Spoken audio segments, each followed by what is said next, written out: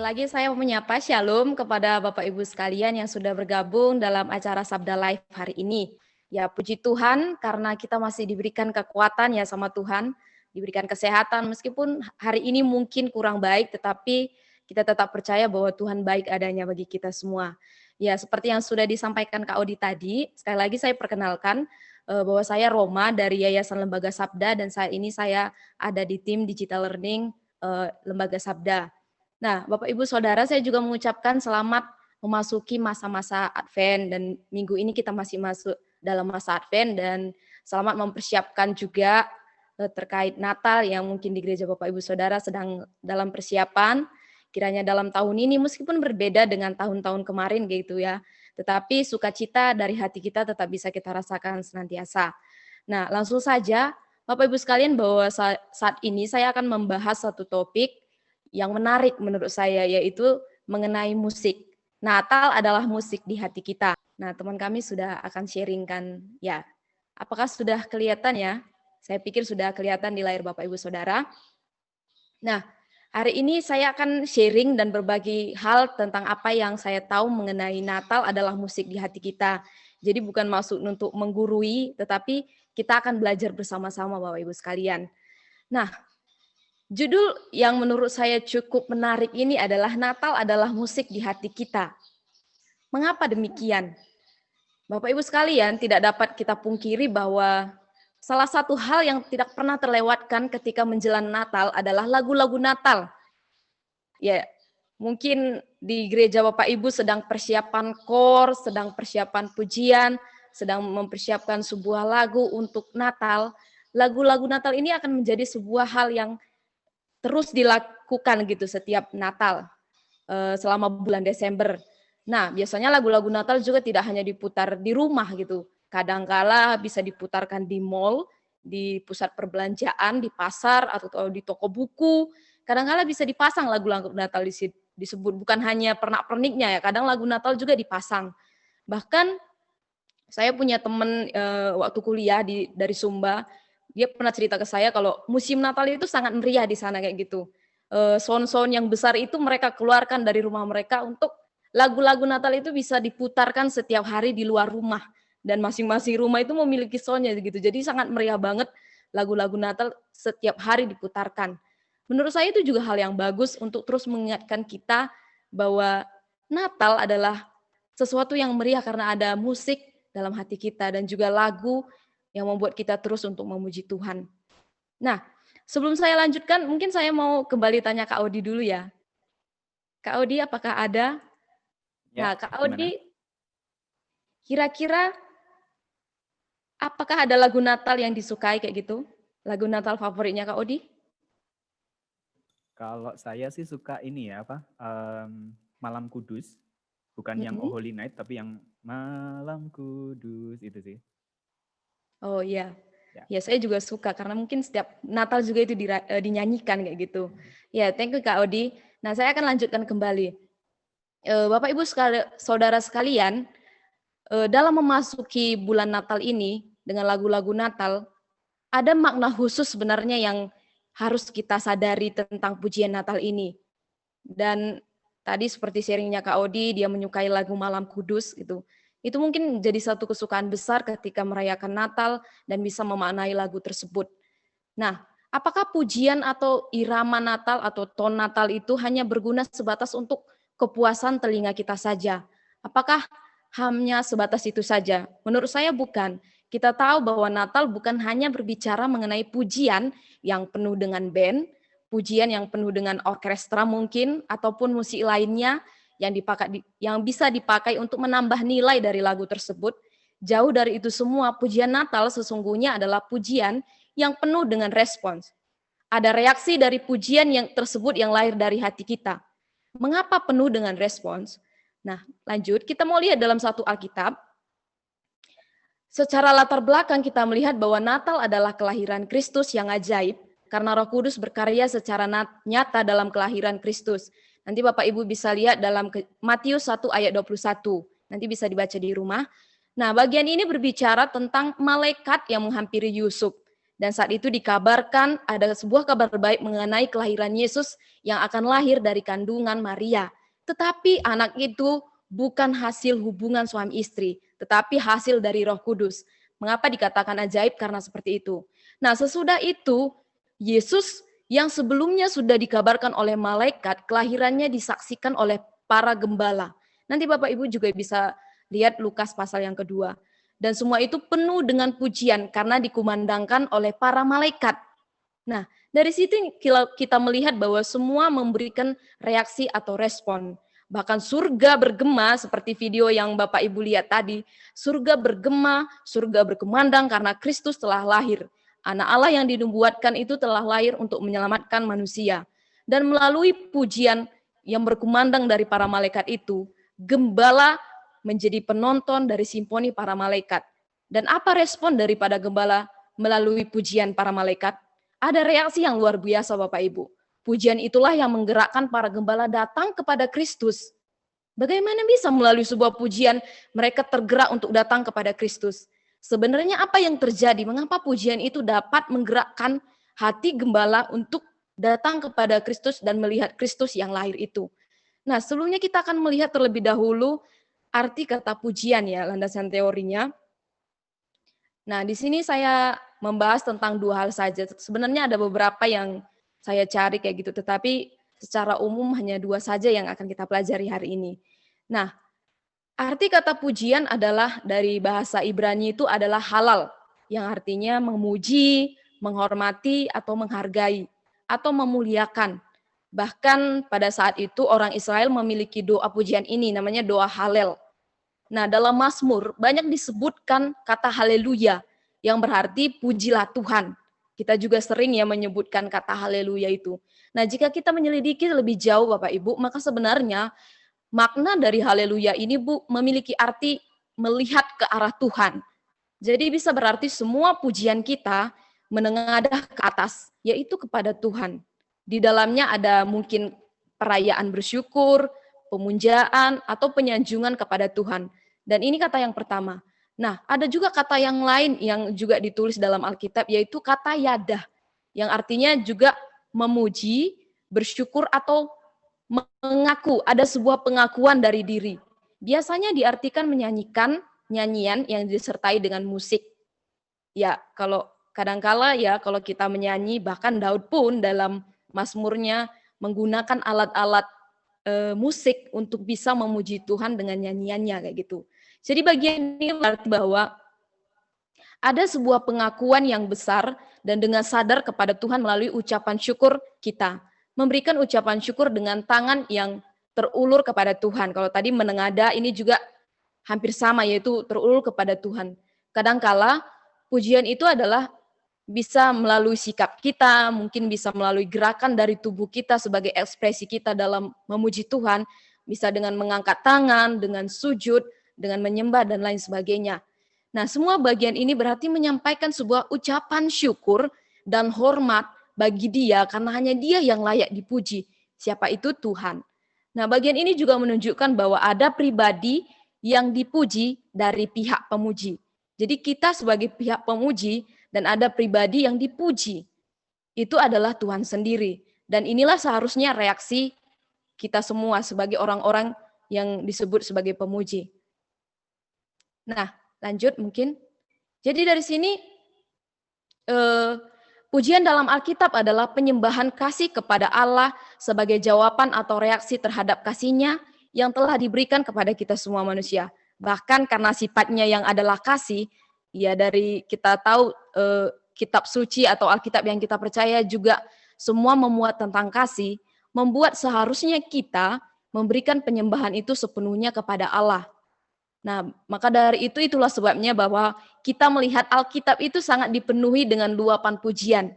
Kita pun tahu bahwa firman Tuhan itu penuh dengan puji-pujian Bapak Ibu sekalian. Dan semuanya tertuju hanya kepada Tuhan.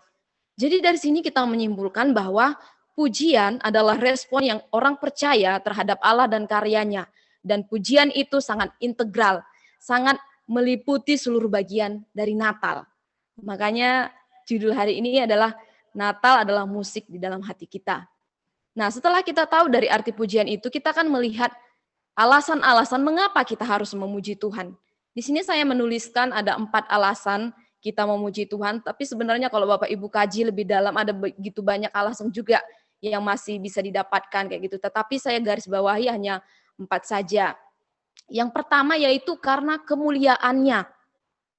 Kita tahu bahwa Allah yang kita percayai adalah Allah yang mulia karena dialah pencipta segala sesuatu. Pencipta dari yang tidak ada menjadi ada. Makanya dialah yang harus ditinggikan. Dalam Mazmur 96 ayat 4 sampai 6. Ketika kita memuji Tuhan, kita sedang melihat bahwa kemuliaan Tuhan mengatasi segala langit. Ada nanti di dalam Mazmur 96, Bapak Ibu bisa menulis atau menggarisbawahi gitu Alkitabnya, yang berarti bahwa kemuliaan Allah itu tidak tertandingi. Dan bukan hanya sebatas mengatasi bangsa, tetapi semuanya termasuk langit secara keseluruhannya. Dan dikatakan bahwa dia lebih dahsyat dan ditakuti oleh segala ilah karena itu berhala. Tetapi Tuhan yang kita percayai adalah Tuhan yang mulia, yang adalah pencipta kita. Makanya ini alasan pertama mengapa kita harus memuji Tuhan, karena dialah pencipta kita, Bapak Ibu sekalian. Nah, alasan yang kedua, mengapa kita juga harus memuji Tuhan, karena perbuatannya yang besar dalam hidup kita. Perbuatannya perkasa dalam hidup kita. Terlebih lagi secara khusus dalam kasus penyelamatan umat manusia. Dialah penebus yang sudah dinubuatkan, bahkan dalam Kejadian 3 ayat 15 sudah dinubuatkan bahwa satu kelak akan ada seorang penebus yang akan menyelamatkan umatnya dari dosa. Dan itu sudah digenapi dengan kelahirannya yang kita rayakan sebagai hari Natal. Jadi perbuatan Tuhan tetap nyata setiap hari kita rasakan dalam kehidupan kita. Kalau Bapak Ibu bangun setiap hari, meskipun mungkin secara tidak bisa kita lihat secara mata kita kayak gitu, tetapi bisa kita rasakan bahwa sebenarnya Tuhan berbuat sesuatu dalam hidup kita, mungkin melalui kesehatan, melalui nafas yang Tuhan berikan setiap hari, itu merupakan perbuatan Tuhan yang besar. Makanya segala bangsa harus memuji Tuhan. Nah, yang ketiga adalah karena pemeliharaannya. Nah, kita tahu bahwa perhatian Tuhan itu berlaku terus-menerus Bapak Ibu. Nanti bisa dibaca juga dalam Yesaya 63 ayat 7. Di situ Yesaya sedang memuji Tuhan atas kesetiaan Tuhan dalam umat Israel. Di tengah-tengah ketidaksetiaan umat Israel kepada Tuhan, di tengah-tengah umat yang berlaku cela di hadapan Tuhan, Tuhan tetap setia dan tetap memelihara umatnya dengan penuh perhatian. Dan pemeliharaan Tuhan bagi umat Israel saat itu selalu nyata, meskipun Israel tidak setia. Nah, karena pemeliharaannya ini, karena providensi Allah ini berlaku atas kita semua, itulah sebabnya kita harus memuji Dia. Dan yang terakhir adalah karena kasih-Nya. Kita tahu ya bahwa kasih Tuhan itu tidak berkesudahan ya, bahkan dibuat dalam satu pujian bahwa kasih Tuhan itu tidak berkesudahan. Nah, kasih Tuhan itu pun selalu baru kita rasakan setiap hari. Ketika hari berganti, bulan berganti, tahun berganti, bahkan kondisi yang berubah, situasi yang terjadi berubah, kita masih tahu bahwa kasih Tuhan dan kebesarannya itu tetap berdiam dalam hati kita masing-masing. Kasihnya itu dari awal sampai Z, dari alfa sampai omega tetap sama. Selalu baru untuk kita rasakan Bapak Ibu sekalian. Nah, kita akan melihat sebuah atau beberapa tokoh Alkitab yang juga meresponi tentang pujian kepada Tuhan ini. Tadi sebenarnya kita sudah melihat beberapa dalam Mazmur ya tentang tokoh ini gitu, yaitu siapa sih yang sudah tidak tahu, tidak kenal kayak gitu, Daud.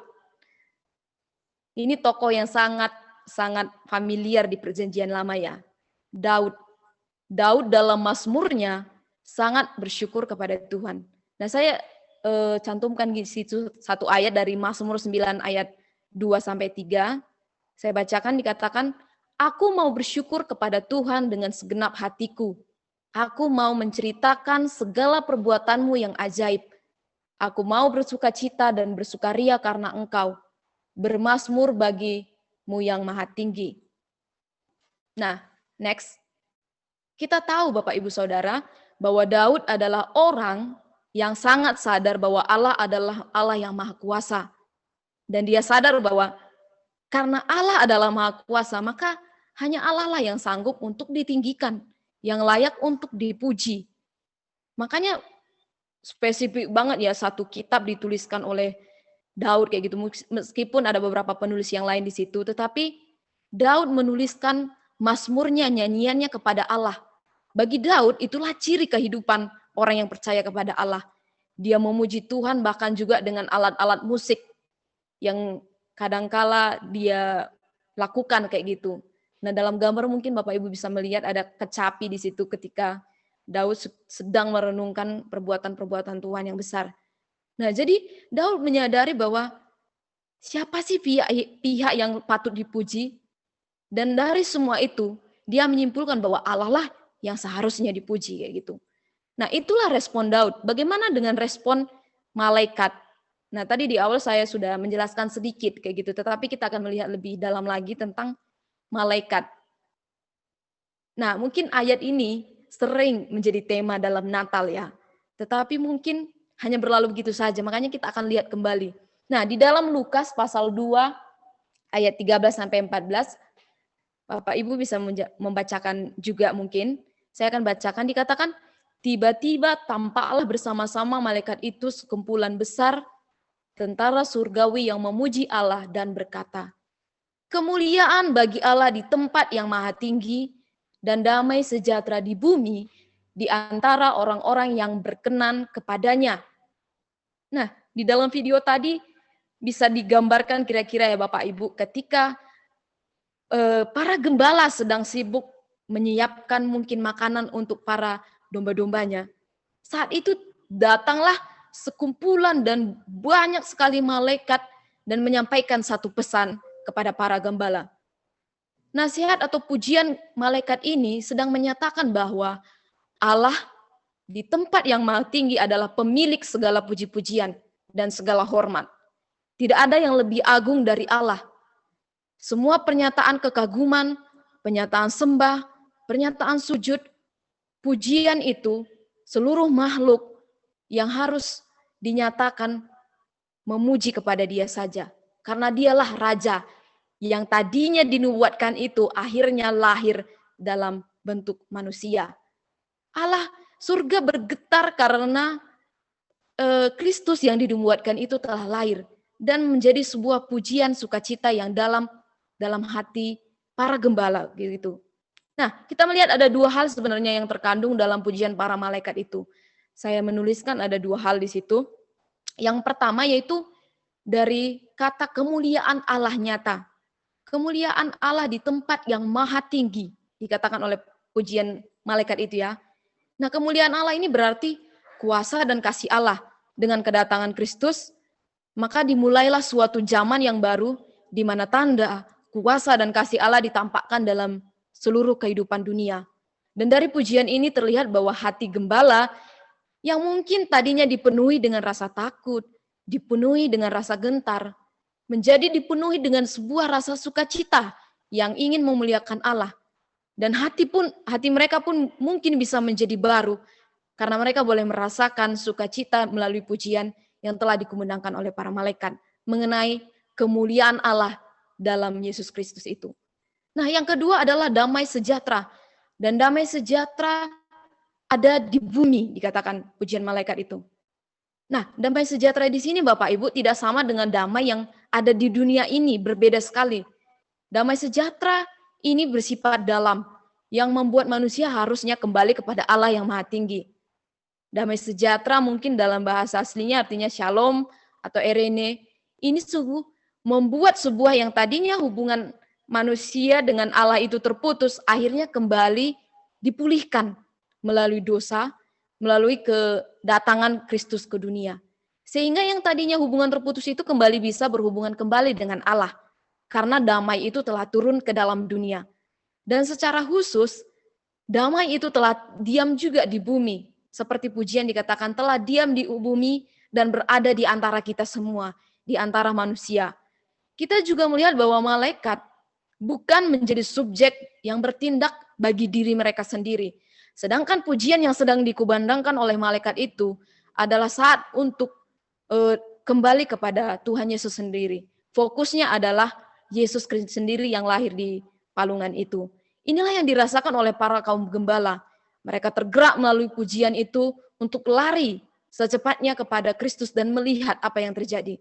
Dan pujian yang mengiringi kedatangan Kristus, kelahiran ke dunia ini, membuat sebuah sukacita yang besar di dalam hati para malaikat. Nah, sekarang kita sudah melihat dari tokoh-tokoh yang ada di Perjanjian Lama maupun Perjanjian Baru, kita mau melihat, kita sudah mengerti tentang hal ini, sekarang kita mau melihat bagaimana perkembangan pujian Natal sampai dengan saat ini, Bapak Ibu sekalian. Nah, di awal tadi saya sudah katakan ya bahwa pujian bukan hanya berbicara tentang orkestra, bukan hanya berbicara tentang musik ataupun juga alat-alat musik, tetapi pujian itu dari dulu sampai sekarang tetap menjadi pujian yang populer, tetap menjadi pujian yang abadi dan juga punya makna teologis yang dalam. Nah, mengapa dikatakan pujian Natal dari dulu sampai sekarang populer? Karena meskipun Bapak Ibu, kalau Bapak Ibu mungkin mencari ya, pujian Natal yang dari dulu sampai sekarang itu mungkin sudah beratus-ratus tahun diciptakan. Tetapi sampai hari ini tetap baru dan masih segar, tetap terkenal, tetap familiar untuk bisa kita nikmati. Ada begitu pujian Natal yang bisa kita nikmati dan menjadi perenungan bagi diri kita pribadi. Dan lagu-lagu ini tetap baru.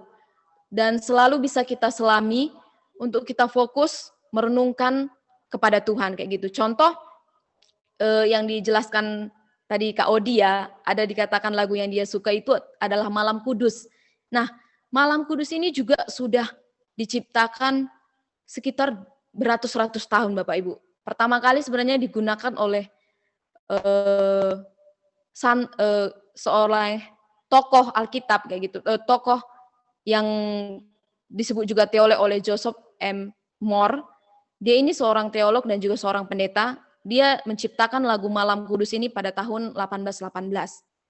Nah, dan kita tahu bahwa lagu Malam Kudus ini sampai saat ini tetap populer dan menjadi sebuah pujian yang terus dikumandangkan saat Natal ya. Bahkan saat ini pujian ini sudah diterjemahkan dalam 300 bahasa di dunia. Bahkan bahasa Latin pun diterjemahkan lagu ini. Nah, dari lagu ini kita melihat bahwa lagu ini tetap populer sampai saat ini dan bisa kita nikmati. Mungkin ada dalam lirik Malam Kudus itu, lahir Raja Shalom. Nah, dari situ kita bisa melihat bahwa anak yang telah lahir itu sebagai Raja Shalom telah berada di antara manusia. Nah, itu bisa kita nikmati dalam hati kita masing-masing. Makanya lagu-lagu Natal itu tetap populer Bapak Ibu sampai saat ini. Nah, yang kedua adalah abadi. Tidak lekang dimakan oleh zaman dan waktu Bapak Ibu sekalian. Dan ini tetap bisa membawa sukacita yang besar saat kita menyanyikannya. Karena nilai tersebutlah ketika pujian yang kita nyanyikan, mungkin juga dalam musik yang indah, maka hati kita penuh dengan riang dan nyanyian syukur kepada Tuhan. Karena kita sadar siapa fokus yang kita puji tadi. Tidak dilupakan lagu ini karena terus tetap baru kayak gitu sampai saat ini. Dan mungkin kadang masih terngiang-ngiang di dalam hati kita. Mungkin zaman bisa berubah, waktu bisa berubah, tetapi lagu-lagu Natal tetap abadi dan bisa kita nikmati setiap saat kayak gitu. Nah, yang ketiga bermakna teologis. Tidak kita pungkiri bahwa pujian-pujian Natal yang ditulis oleh para pendeta atau teolog pada zamannya, semua berfokus kepada Allah. Mempelajari tentang Allah. Allah adalah figur utama dari dalam Alkitab. Jadi pujian yang dituliskan itu sangat mendalam dan juga alkitabiah. Nah, mungkin ditulis karena mungkin hasil perenungan pribadi, tetapi karena rata-rata penulisnya adalah pendeta, mereka dengan cermat bukan hanya sekedar menulis bait atau syair demi syair kayak gitu, tetapi mereka dengan cermat menuliskannya dan setiap lirik, setiap irama bisa kita nikmati secara indah. Lagi-lagi fokusnya bukan untuk dirinya sendiri, tetapi untuk Yesus. Bukan untuk pengalamannya sendiri atau mungkin bagaimana dia mendapatkan sebuah bukan untuk kesenangan dirinya sendiri kayak gitu, tetapi sentral dari tulisannya itu untuk Yesus. Jadi sangat luar biasa ya Bapak Ibu bahwa Semuanya berfokus kepada Kristus dan Alkitabiah. Nah, setelah kita melihat dari perkembangan pujian Natal sampai saat ini, kita mau melihat bahwa sebenarnya ada tokoh-tokoh di belakang pujian-pujian ini yang mempopulerkan atau juga yang menciptakan pujian-pujian Natal ini tetap bisa kita nikmati, tetap baru kita nikmati setiap Natal. Nah, yang pertama itu adalah Isaac Watts. Salah satu lagunya yang populer adalah Joy to the World, atau dalam terjemahan Indonesia dikatakan, Hai dunia, gembiralah. Nah, Hai dunia, gembiralah. Mungkin sering Bapak Ibu dengarkan sewaktu Natal, kira-kira liriknya seperti ini. Hai dunia, gembiralah, dan sambut rajamu. Nah, lagu ini diciptakan oleh seorang penulis Alkitab bernama Bapak Ibu, bernama Isaac Watts. Dia lahir di Inggris dan dia berpelayanan di gereja Anglikan kayak gitu. Dia hidup selama 74 tahun. Nah, dia merupakan seorang penulis lagu atau di dalam Inggris, di Inggris dia disebut sebagai bapak himne, bapak kidung di Inggris. Karena dia sangat menciptakan banyak-banyak sekali lagu, himne, baik Natal maupun pujian-pujian yang lainnya. Dia menuliskan lebih dari 700 lagu. Nah, ini lagu Joy to the World ini mungkin tidak sempat Bapak Ibu selidiki gitu, tapi kalau kita melihat makna lagu ini sangat dalam sebenarnya artinya. Makna lagu ini sebenarnya sebuah parafrase yang ditulis oleh Isaac ini, yaitu diambil dari Mazmur 98. Dan ini menceritakan tentang Allah sebagai pencipta, raja atas seluruh bumi yang datang untuk menghakimi dunia dan juga keadilan. Dari sinilah sebenarnya Joy to the World itu lahir. Nah, sebagai satu nyanyian Natal yang sangat populer dan penuh sukacita ya, ini juga salah satu lagu populer saya gitu ketika merayakan Natal. Kita lihat dalam lagu ini sebenarnya tidak disebut kata gembala, tidak disebut kata malaikat, orang majus. Tetapi fokus nyanyian ini berada pada sukacita umat manusia karena kedatangan Kristus. Kalau kita lihat sedikit latar belakangnya, sebenarnya dalam gereja Ishak di Anglikan, sebagai gereja Anglikan di sana, lagu-lagu yang dulu itu bisa dinyanyikan dari kitab Mazmur kayak gitu. Nah, sedangkan mungkin iman Kristen, Kristus, Trinitas dan lain-lainnya tidak kelihatan di situ. Makanya dari situlah sebenarnya latar belakang Isaac Watts menuliskan banyak lagu-lagu himne dari lagunya sendiri yang di dalamnya memuat tentang Kristus. Makanya terciptalah lagu Joy to the World atau Hai dunia gembiralah. Nah, kalau kita lihat dari Mazmur 98, latar belakang lagu ini diambil. Walaupun secara tidak kelihatan ini adalah nubuatan kayak gitu, tapi merupakan ini sebuah pujian nubuatan sebenarnya yang diambil Isaac Watts ini. Yaitu tentang bagaimana kerajaan Yesus yang akhirnya datang, yang akhirnya turun ke bumi. Karena di liriknya dikatakan, Hai dunia, alukanlah rajamu penebus, kayak gitu. Bahwa sedang menyiaratkan kepada kita semua bahwa raja yang tadinya ada di surga itu turun ke bumi sebagai penebus kita. Dan keselamatan itu akhirnya telah tersedia kepada kita semua, kepada seluruh bangsa. Jadi begitu indah lagu ini ditulis oleh Isaac Watts dan memuat nilai-nilai teologis yang sangat kelihatan di dalamnya. Nah, yang kedua adalah Charles Wesley. Ya, mungkin yang sudah tahu ya, Charles Wesley ini adalah bagi anak-anak dari Bapak Wesley bersaudara. Ya, ini juga saudaranya John Wesley yang juga merupakan pendiri gereja Metodis kayak gitu. Dia adalah anak ke-18 dari 19 bersaudara. Ya, banyak banget ya, lebih hampir 2 lusin kayak gitu ya. Nah, meskipun dia lahirnya prematur saat itu, tetapi puji Tuhan, mujizat Tuhan boleh nyata dan Charles Wesley bisa hidup selama 80 tahun di bumi ini. Nah, selama dia hidup di bumi, dia bukan hanya sebagai gembala yang juga karena kehidupan orang tuanya juga sebagai gembala. Charles Wesley ini menjadi sama-sama mendirikan gereja Metodis dengan saudaranya John Wesley. Nah, selain mereka pendeta, mereka juga kehidupan mereka dari keluarga musisi kayak gitu. Dan banyak sekali juga lagu yang digubah oleh Charles Wesley. Dia menulis lagu selama 50 tahun, Bapak Ibu Saudara. Saya sendiri 26 25 tahun sekarang, satu pun lagu belum bisa ditulis. Nah, tetapi selama 50 tahun dia bisa menuliskan lagu sebanyak hampir 9.000 lagu yang dituliskan. Dan setiap berapa menit sekali dia bisa membuat sebuah lirik lagu berdasarkan perenungannya terhadap firman Tuhan. Nah, salah satu lagunya yang populer adalah Gita Surga Bergema. Siapa yang tidak tahu lagu ini? Gita surga bergema, lahir Raja mulia. Nah, lagu ini sebenarnya ditulis sama Charles Wesley saat dia awal-awalnya menjadi seorang yang percaya kayak gitu. Mungkin dia dari keluarga pendeta, tetapi setelah dia mengalami pertobatan, dia bukan menjadi orang Kristen KTP lagi. Disitulah hasil pergumulannya itu, dia mengalami Tuhan, disitulah ia menuliskan lagunya itu. Dan lagu ini juga memiliki kedalaman arti indah yang luar biasa, karena berfokus kepada Kristus. Nah, Bapak Ibu sekalian, jadi tokoh-tokoh yang mempopulerkan lagu-lagu Natal itu tetap bisa kita nikmati sampai sekarang. Makanya tadi tetap populer, kita rasakan, tetap abadi, dan juga tetap bermakna dalam untuk bisa kita menjadi perenungan kita. Nah, saya mengajak kita untuk melakukan sebuah pujian Natal ini untuk PA bersama. Minggu lalu mungkin sudah kita mendapatkan penjelasan tentang PA. Tetapi salah satu hal yang bisa dilakukan juga untuk kita menyelami bukan hanya untuk akhirnya memuaskan telinga kita, memuji Tuhan, mungkin juga lahir di hati kita, tetapi melalui pujian Natal, kita juga bisa melakukan PA.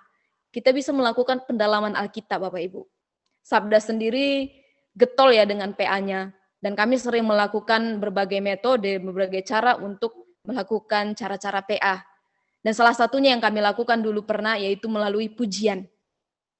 Dan mungkin bisa Bapak Ibu terapkan ya, mungkin dalam mengisi masa Advent saat ini, mempersiapkan masa Natal, sembari mendengarkan lagu pujian atau sedang memuji Tuhan, bisa melakukan PA. Nah, caranya seperti ini Bapak Ibu. Yang pertama, mendengar lagu. Nah, lagu itu kan sudah ada liriknya. Nah, Bapak Ibu tinggal bisa mendengarkan lagu tersebut mungkin melalui audio, mungkin melalui video yang suka visual kayak gitu. Nah, setiap baris demi baris atau lirik demi lirik didengarkan baik-baik, karena di dalam lirik lagu itu terdapat inti yang dalam. Nah, setelah Bapak Ibu mendengarkan lagu, yang kedua bisa merenungkan ayatnya. Nah, kalau dulu kami merenungkan ayatnya itu dengan mencari ayat yang terkait dengan lagu. Contoh kayak, hai dunia gembiralah. Nah, ayat yang cocok itu ternyata di Mazmur 98.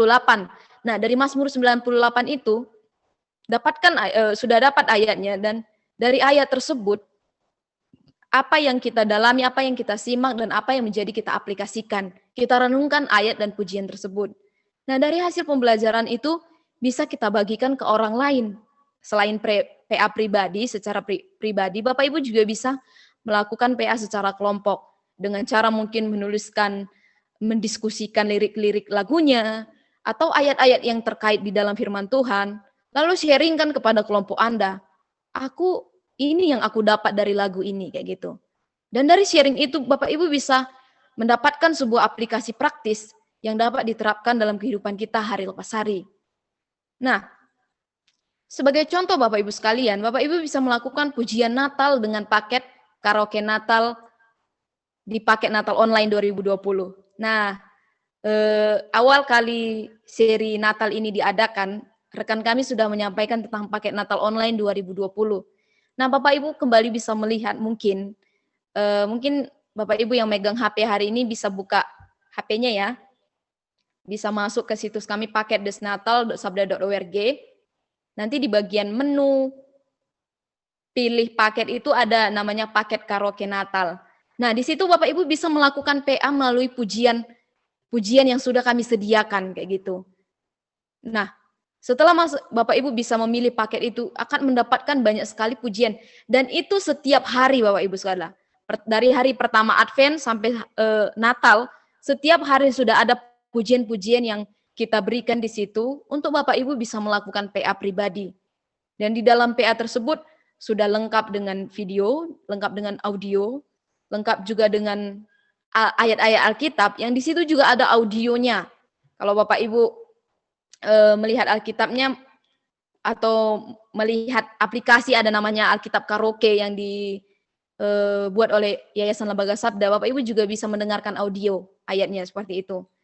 Nah, sekarang kita coba dulu ya, kita melakukan aktivitas kayak gitu, melakukan pujian Natal melalui paket karaoke ini. Nah, di dalam paket karaoke Natal ini telah tersedia ayat-ayat, telah tersedia videonya, telah tersedia audionya di dalam bagian kidung, dan telah tersedia juga lirik atau teks dari paket tersebut. Nah, lirik itulah yang mengantarkan kita sebenarnya kepada pemahaman lebih dalam dan juga ayat-ayat firman Tuhan. Nah, kalau kita simak baris per baris, kita melihat apa sebenarnya isi lagu tersebut. Lirik akan sangat menolong. Nah, untuk semakin membantu, Bapak Ibu bisa juga mungkin menyanyikan lirik-lirik tersebut dengan alat musik yang bisa menambah pendalaman yang dalam ya. Kalau saya biasanya nyanyi itu, memuji Tuhan itu senang akapela, tetapi akan lebih senang kalau saya memainkan alat musik kayak gitu. Saya biasanya senang bermain gitar, maka saya akan menyanyikan lagu itu dengan alat musik yang tersedia. Nah, ini membantu kita untuk semakin mendalami lirik baris demi baris untuk mendapatkan makna yang ada di dalam pujian tersebut. Nah, mungkin sebagai contoh, bisa melalui satu lagu yang tadi sebenarnya di awal sudah diputarkan ya. Kita lihat sekali lagi ya lagu ini. Mungkin teman admin sekali lagi bisa memutarkan videonya.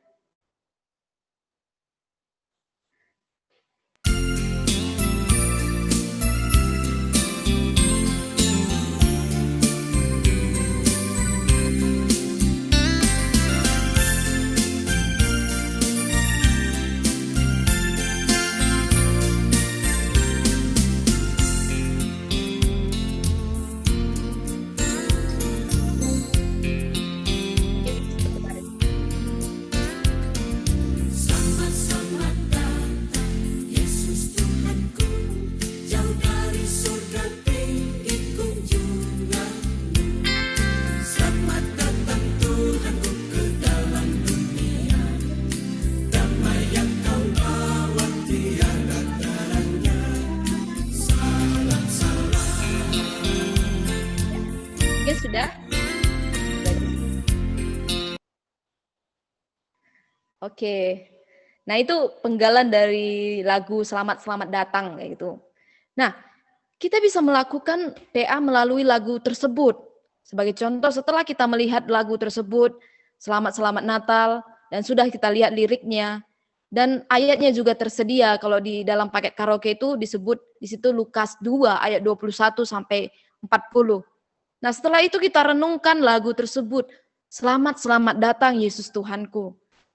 Nah, ini menjadi sebuah kesukaan besar ya, karena saya kemarin PA pribadi melakukan lagu ini ya, kayak gitu.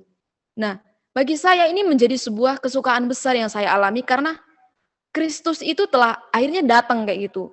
Penyelamat itu akhirnya datang ke dunia, turun dari surga, membawa damai yang besar kepada saya dan juga seluruh manusia. Karena kita tahu, manusia tidak akan pernah bisa mencapai Allah. Manusia tidak akan pernah bisa menggapai Allah. Karena itu Allah sendirilah yang berinisiatif untuk turun ke dalam dunia, menjadi manusia dan berhadapan dengan manusia. Dan menyediakan damai bagi kita semua. Makanya dikatakan, salam, salam. Nah, dari sini juga saya mendapatkan aplikasi praktis bahwa saya harus terus membagikan damai itu kepada banyak orang, sehingga yang tadinya keselamatan itu juga bukan berlaku bagi saya, tetapi orang lain juga bisa mendapatkan keselamatan itu. Nah, ini salah satu contoh yang bisa Bapak lakukan, Bapak Ibu lakukan sebagai menyambut kayak gitu ya dalam masa Advent, masa Natal, melakukan perenungan, melakukan PA melalui pujian, dan semuanya terfokus kepada Tuhan. Nah, Bapak Ibu sekalian, sudah saya jelaskan, sudah saya sharingkan terkait beberapa hal yang saya tahu mengenai musik adalah Natal adalah musik di dalam hati kita. Dari sini saya menyimpulkan bahwa lagi-lagi pujian itu adalah respons, pujian itu adalah reaksi kita, dan pujian itu sangat meliputi Natal. Karena Alkitab pun dipenuhi dengan pujian. Dan karena sejak pemberitahuan tentang kelahiran Yesus, pujian sudah mengiringi kedatangannya. Termaksud para malaikat mengumandangkan dengan pujian-pujian tersebut. Jadi mari kita nyanyikan pujian mengenai kelahirannya melalui nyanyian kita, syukur kita kepada Tuhan yang indah di hati kita semua bagi kemuliaan dan kebesaran nama Tuhan. Segala kemuliaan hanya bagi nama Tuhan. Demikian mungkin presentasi yang bisa saya bagikan pada hari ini. Nanti Bapak Ibu bisa melihat teman-teman admin mungkin sudah sharingkan PDF-nya juga link drive-nya ya. Nanti Bapak Ibu bisa melihat di PDF Bapak Ibu sumber-sumber yang terkait dan bisa mempelajarinya lagi lebih dalam. Nah, Tuhan Yesus memberkati kita. Terima kasih.